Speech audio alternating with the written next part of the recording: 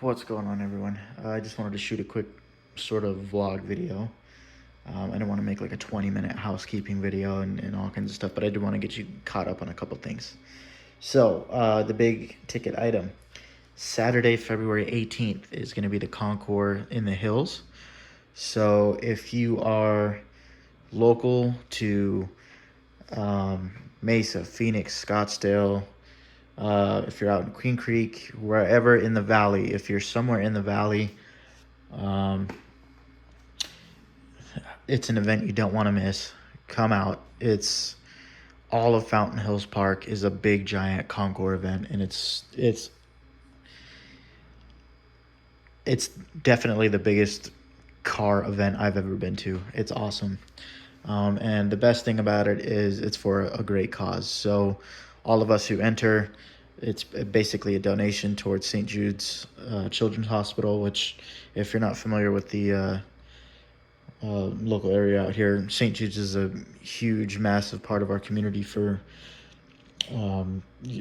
Children's Research Hospital, and it's an awesome cause. So if you want to come out and see some vintage Formula race cars, Porsches, Audis, Subarus, Ferraris, DeLoreans, whatever your cake is, come check it out. So it's February 18th, this Saturday, and I believe it's running from 10 to 3 p.m.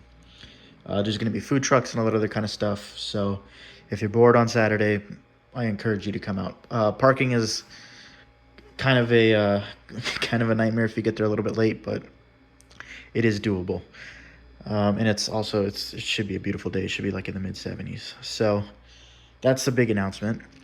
The big thing I wanted to talk about was I have a whole 30-minute, half-hour long video planned for injectors, because I was in the middle of doing an injector swap, and then it just didn't pan out.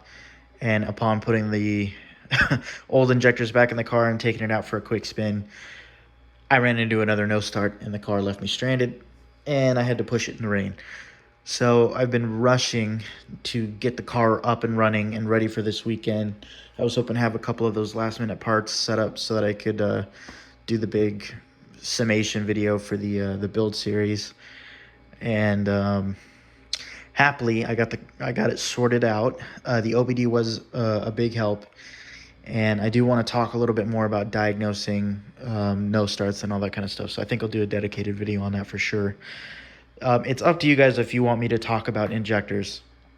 I think 99% of all of us are probably just going to run the stock injectors, but a stock set of injectors for this car is $1,200. So it's one of those parts that shouldn't be that expensive, but is, because it's one very specific part number.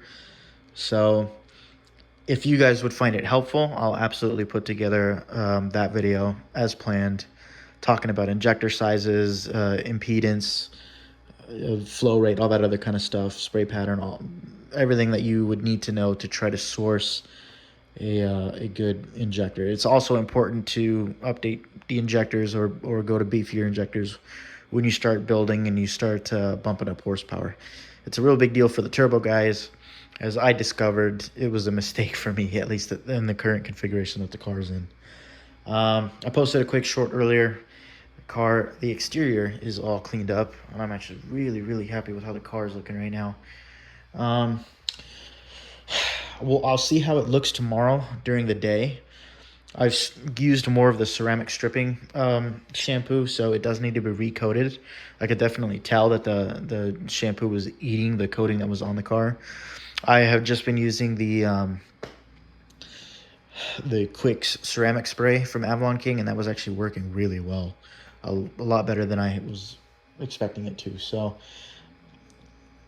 yeah, that was awesome. But now it's time to seriously coat the car. I still don't know if I want to get nitty gritty and polish it. See, in this lighting, it looks freaking fantastic, but there is, in daylight, you can definitely tell there's some love marks on there. So I don't know. I just might not have the time to get it done, but I am really, really happy with how the car looks right now. So I just got to get it through the rest of the week. Another big thing that happened was I had a screw in one of my tires, so I'm now rocking some Hankook Kinergies. So I wanted to make a video on tires specifically for all the 944 guys out there that are running stock 15-inch rims, because 15-inch tires are just a nightmare to search for.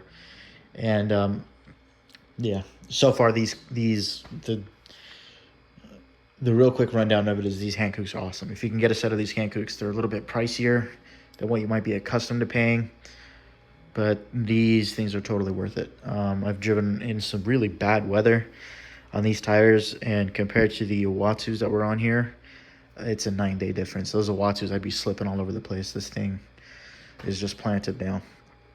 So that is that. We got the OBD running. I started filming a couple clips of how basically the solution that I used to have a plug and where I ran the plug and how I connect the car to a computer. Unfortunately, I wasn't able to get it going on the Raspberry Pi, which is this little PC here that I built for the garage so that I could have a computer in the garage. I can't get it going because of the USB issues that you run into on Wine. So that's a whole other thing. But if you, I was able to bring my computer in here and plug it in and look at injector pulse width and all that kind of stuff. That is real important when you're messing around with injectors and fuel and timing and all that other kind of stuff. Which brings me to the next thing I wanted to talk about real fast, an upcoming project. I have sourced a new head unit that I'm pretty confident at some point I'm going to swap in here for the sole fact that to try to get the OBD running. So I really love this head unit that's in here, the Blaupunkt, but driving a stick car, it is sort of annoying sometimes when Siri doesn't want to cooperate properly, and also navigating whenever I'm trying to go places. It would just be nice to have the touchscreen. The head unit that I sourced does have an auxiliary. It'll be wireless Apple CarPlay, so no USBs needing to be plugged in for CarPlay to work.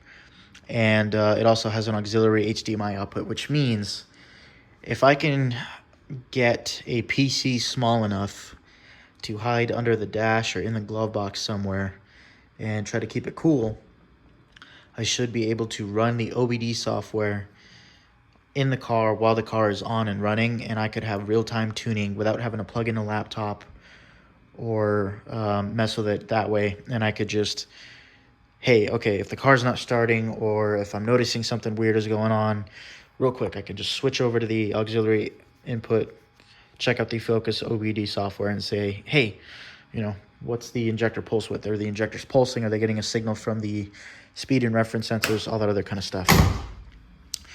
I love the sound. That's just awesome. Coating the glass, I do want to at least make a video covering some of the products, the Avalon King products. Not even necessarily for the sake of trying to do some affiliate link stuff, which I need to, but just more for the sake of like, hey, if you guys are out there and you just need a quick at-home solution, here's a quick way to protect your car, short of taking it to somewhere and having it professionally paint corrected and coated and all that other kind of stuff. Underneath the engine bay is filthy. I need to get down there and clean it. The rims clean up really nice. That makes me happy. The brake dust is definitely, from these new rotors, pads and rotors, is significantly less, I don't want to say abrasive, but it doesn't stick to the rim as much. It came off real easily without scratching anything. So that's a big plus. And I noticed, it went like almost a month between washes. Other than that, 750 miles of dirt road, back road, up and down driving through Usury Pass, several winter storms. And sometimes I just got to take a step back and realize how much I drive this car. I just blew through another 1,000 miles. Like, it just disappeared. It's kind of crazy. The fog lights are holding up well. All the lighting, the car runs beautifully. It idles so smooth. the power with the MAF. I changed the FQS setting on the DME to add a little bit more fuel. So quick tidbit there, if you're running this setup, I would probably start at plus 3% and work around that. It's always better to run a little bit more rich anyways. I think that's it for now. There are a couple things that I wasn't able to get done in time for the show that were a little bit of a bum out. I did find some seat covers. And you might be thinking, well, why are you going to replace these seats? They look fantastic. They are, but about 2 or 3 weeks after driving the car in the AZ sun and heat out here, that front bolster, and it's gnarly. All the companies that I went to try to go get quotes for having just this replaced or even repaired, it was going to be more than ordering just 2 brand new seat covers and having both of these reupholstered. The cool thing about that is full leather seats. I'm not sure if these are full leather. They might even be from the same brand. Parts of this might be vinyl. This to me tells me that it's part vinyl. So we're going to be doing full leather, embossed Porsche logo up here, all blacked out still. I don't think I'm going to change the color or do any deviated stitching or piping or anything like that. That's something I always wanted to do on the other car, and I think it's just going to look awesome in here. I do have plans to change out the steering wheel. It's just whether or not I can afford to do the Club Sport steering wheel.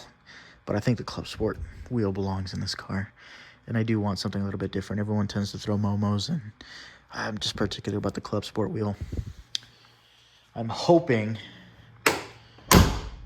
that in sacrificing the Club Sport wheel, we'll be able to get a Saratoga top for this car. And that would just be, I can't even tell you how awesome that would be. Barring a couple things with flight school and flight training, a few of you might have seen a couple clips. I just rebuilt a new computer for the next chunk of my training. I might do a clip on, building a flight sim computer specifically to help you out with training and budgeting and all that other kind of stuff, because it is, I think, an invaluable tool for if you are training or doing pilot training or any of that kind of stuff. And I think it's jumping into the computer world. This is sort of a weird topic video I wanted to make that was sort of talking about how does cars and working on cars help you with like flying? Like, how does that make sense? Cars teaches you about mechanical systems. This is a fuel injected system, but I mean, if you can work on a carbureted car, you can work on a carbureted airplane. And working on cars is like building Legos, and PCs are like building expensive cars and Legos mixed with one. So it's sort of a slice off the same loaf. So I think that would be an awesome topic to get into. I haven't got much into the flight training stuff yet, because rather than just kind of be another schmo on the internet saying, hey, look at me, I'm a private pilot, here's what you should do for flight training, I want to have some credentials. So at the very least, if I can earn, a ground instructor rating and have a legitimate federal credential behind my name, and then I would feel more comfortable giving you guys advice. So I feel comfortable giving you guys Porsche advice because I'm now almost 9 years into owning 944s. So that's where the whole flight training stuff is and all that other kind of stuff. So it is tied in. There's a lot of cool stuff. I have a lot of plans for the car, mainly hey, if this happens, you might as well kind of go in. So if we got to do a head gasket repair, we might as well throw in a cam, and timing belts are almost due for this thing. Okay. I said I was going to make this a quick video, and it's already 14 minutes long. The last thing I want to finish up on is introducing 3D printing some parts for your 944. 3D printing has been something that I was exposed to in high school, which I don't want to date myself here, was quite a bit ago. But now having a 3D printer and having access to this stuff in my own garage is awesome, because it means I can share certain things with all of you guys who are out there. So if there's certain parts that might be difficult to find for the car, it's a great way to either prototype size-fitting products. Like, for example, this would be for a potential speed hut gauge swap that I've been tossing around in the back of my mind. It would be really cool to 3D print maybe some subwoofer mounts, to size them up, to try to get some narrow subwoofer mounts without having a big, huge, giant box back here.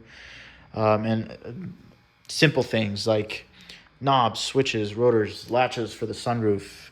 If you get durable enough products or durable enough materials, they can absolutely be fitted for automotive use. So that's really cool. And I can't wait to print different things like different airfoils and stuff like that, and maybe airplane models, and talk about, everything from adverse yaw and spins and all that kind of stuff, just to basic principles of flight and all that kind of stuff, and flaps types and all that jargon. So there's a lot of cool stuff going on. I posted a couple music clips just because I think all this stuff just sort of ties in. I think a lot of us are all wired that same way, where it's like, okay, if you can work on a computer, you work on your car, you can work on a guitar.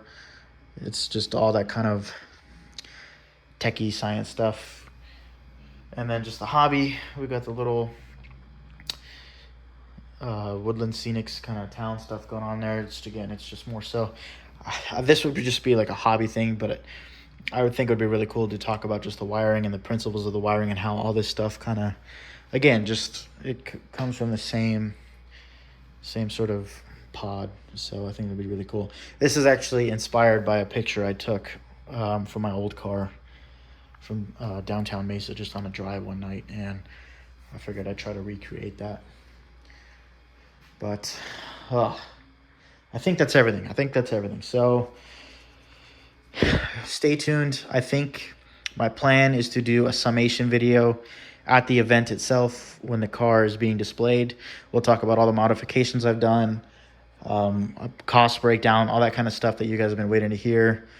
Again, this video is just, I wanted to point and shoot real quick and just let you know what's been going on, because I haven't been posting because I've just been so busy. I've been trying to run a one-man show here, trying to make sure that the ship stays afloat. So I appreciate you guys all for watching, and I'm excited. I hope to see you at the Concours in the Hill this weekend, and come say hi to the car. I can't wait to meet more people in person and hear stories about your cars. So thank you so much for watching, and I'll see you in the next one.